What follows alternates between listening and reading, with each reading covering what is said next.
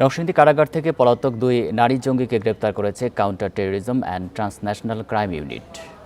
এর আগে নরসিংদীর কারাগার থেকে পালিয়ে যাওয়া ৮২৬ জনের মধ্যে শতাধিক কয়েদি মঙ্গলবার আদালতে আত্মসমর্পণ করেন। তারা জানান, আইনের প্রতি শ্রদ্ধা রেখে তারা আত্মসমর্পণ করেছেন। ওই দিন দুপুরে দুষ্কৃতিকারীদের হামলায় ক্ষতিগ্রস্ত জেলা কারাগার পরিদর্শন করেন স্বরাষ্ট্রমন্ত্রী আসাদুজ্জামান খান। এখন জন্ম সনদ দিয়ে খোলো বিকাশ স্টুডেন্ট অ্যাকাউন্ট। নিজের বিকাশ নিজে কর। কারাগার থেকে দুই নারীসহ যে ৯ জঙ্গি পালিয়েছে তারা অত্যন্ত ভয়ঙ্কর বলে এ সময় মন্তব্য করেন স্বরাষ্ট্রমন্ত্রী। এদিকে হামলা ও কয়েদি পালানোর ঘটনায় জেল সুপার আবুল কালাম আজাদ ও জেলার কামরুজ্জামানকে সাময়িক বরখাস্ত করা হয়।